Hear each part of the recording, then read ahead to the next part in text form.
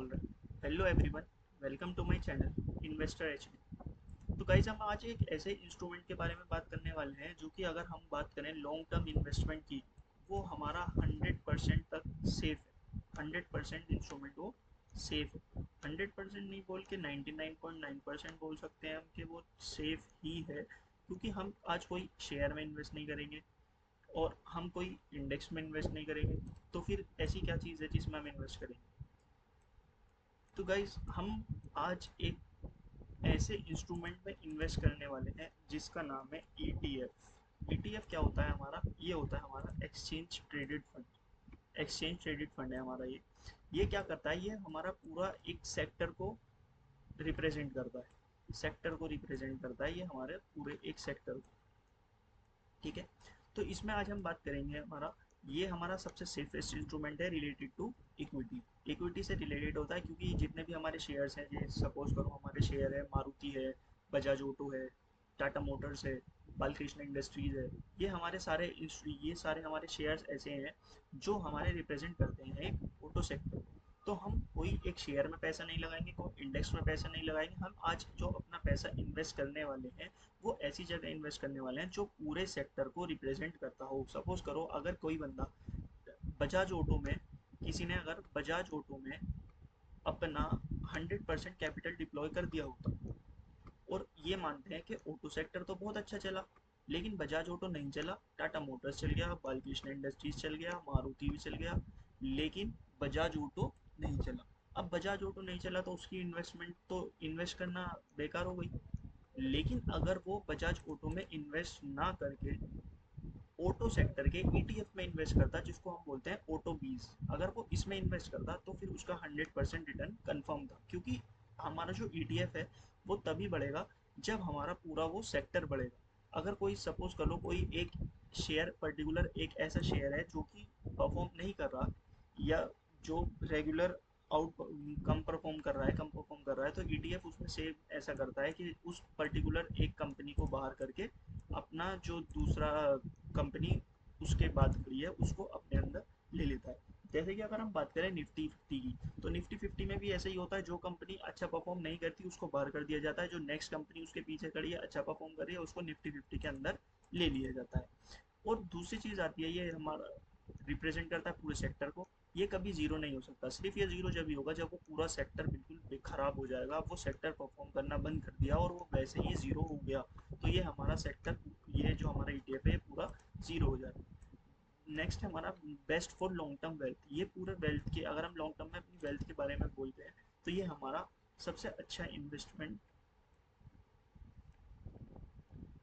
अब इसमें क्या होता है, लॉन्ग टर्म इन वेल्थ के बारे में हम क्या बात करते हैं? सपोज करते हैं हम कोई एक पर्टिकुलर हमने शेयर चूज कर रखा है, जैसे कि कुछ लोगों ने पहले कुछ टाइम पहले येस बैंक किया होगा।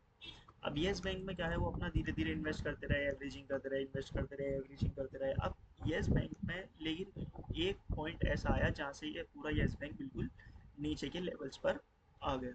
अब नीचे के लेवल्स पे से ये वापस ऊपर जाएगा, तब जाके उसके बाद उनको एक पर्टिकुलर पॉइंट से रिटर्न बनना स्टार्ट होगी।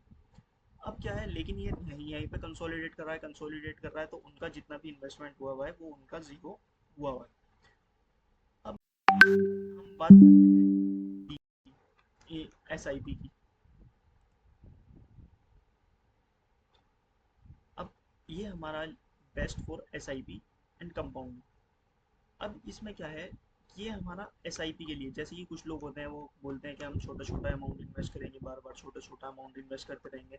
तो इसमें ये क्या करते हैं कि best for S I P. अब कोई ईटीएफ मान लीजिए कोई इस लेवल पे था, अब वो थोड़ा सा नीचे आया, मंथ में यहाँ पे एस आई पी हो गई, फिर ये वापस नीचे आया, अब वापस यहाँ पे एस आई पी हो गई, फिर ये ऊपर चला, यहाँ पे एस आई पी हो गई, फिर ये ऊपर चला, फिर यहाँ पे एस आई पी हो गई, फिर ये इसके ऊपर भागता रहा। तो ये हमारा एक एवरेजिंग पॉइंट बन जाएगा, जिसके बाद हमें एक पर्टिकुलर पॉइंट के बाद अच्छे रिटर्न मिलने स्टार्ट हो जाएंगे। इसी चीज़ को बोलते हैं हम कंपाउंड। नेक्स्ट आते हैं अब हम अपना निफ्टी फिफ्टी की जगह, निफ्टी फिफ्टी पे आते हैं। अब अगर हम बात करें निफ्टी फिफ्टी की, तो निफ्टी फिफ्टी क्या किया, निफ्टी फिफ्टी को हम मेजर करते हैं पर्टिकुलर यहाँ से। ये हमारा, अगर हम यहाँ से देखें अगस्त 2022 से, यहाँ से ये पर्टिकुलर कैंडल से 2 साल का हम डाटा देखेंगे, तो यहाँ से यहाँ तक जो निफ्टी का अगस्त 2024 चल रहा है, तो हम यहाँ से देखेंगे यहाँ यहाँ से यहाँ पर इसने हमें रिटर्न दिया है अप्रॉक्स 46% का, जो अगस्त 2022 से अगस्त 2024 तक हमने इसने हमें कितना रिटर्न दिया, 45% का रिटर्न दिया इसने हमें 2 सालों। अब हम बात करेंगे, जैसे ये निफ्टी 50 का पूरा इंडेक्स है, ऐसे ही निफ्टी निफ्टी का पूरा एक ETF होता है जिसको हम बोलते हैं निफ्टी 20। अब इसको देखें हम, अगर हम बात करें इसमें अगस्त 2022 की, ये वाली पर्टिकुलर कैंडल 22 की है, यहाँ से मेजर करेंगे इसको, इसके हाई, इसने हमें कितना रिटर्न दिया, इसने हमें रिटर्न दिया है 65% का। अब निफ्टी 50 में भी वही कंपनीज है और निफ्टी 20 में भी यही सेम कंपनीज है, तो इसमें ये ऐसा क्यों है कि इसमें हमें 16 17 18% का रिटर्न एक्स्ट्रा मिल रहा है, ऐसा क्यों? ये ऐसा इसलिए होता है कि जो हमारा निफ्टी 50 के अंदर अगर हम इन्वेस्टेड होते तो उसमें जितना भी हमें डिविडेंड मिलता है वो हमारे बैंक अकाउंट्स के अंदर आ जाता है, विच इज़ नॉट बैड। लेकिन अगर हम निफ्टी 20 की बात करें तो जितना भी हमारा इन्वेस्ट डिविडेंड मिलता है वो वापस से री इन्वेस्ट होता जाता है। अब डिविडेंड री इन्वेस्ट होने की वजह से हमें यहाँ पे 16 17 18%, अगर हम 18% को कैलकुलेट करें पर ईयर के, तो 9% हमें एक्स्ट्रा मिला है निफ्टी 20 में एज कम्पेयर टू निफ्टी 50। ऐसे ही हमारे बहुत सारे ETF होते हैं, जैसे कि हमारा एक आ गया बैंक 20। अब ये बैंक 20 आया, बैंक 20 में देख लेते हैं, अगर हम बैंकिंग स्टॉक में इन्वेस्ट ना करके बैंक के सेक्टर में इन्वेस्ट कर देते तो अगस्त 2022 से इसका हाई है यहाँ पर, इसने हमें दिया है 48% का रिटर्न। नेक्स्ट हम बात करते हैं ऑटो सेक्टर की, ऑटो सेक्टर के बारे में देख लेते हैं, ऑटो सेक्टर ने हमें कितना रिटर्न दिया है अगस्त 2022। हाँ, इसमें तो इतना पुराना डाटा ही नहीं है, मई से देख लेते हैं इसका, इसने हमें दिया है रिटर्न अप्रोक्स 175% का। और फार्मा सेक्टर देख लेते हैं, हर सेक्टर का ETF होता है ये फार्मा सेक्टर का देख लेते हैं, इसने हम अगर हम इसके लो से कंपैरिजन करें यहाँ से यहाँ तक का, तो इसने भी हमें 100% का +100+ % का रिटर्न हमें इसने बना करके दिया है। अब इसमें एक चीज़ होती है, जैसे ही हम 5 6 7 ETF का हमने अपना पोर्टफोलियो बनाया, अब उसको हमें हेज करने के लिए हम क्या करते हैं, गोल्ड और सिल्वर में इन्वेस्ट करते हैं। अब गोल्ड की बात करें हम, तो गोल्ड देखेंगे अगस्त 22 से अगस्त 22 यहाँ से ये वाली पर्टिकुलर कैंडल है अगस्त 22 से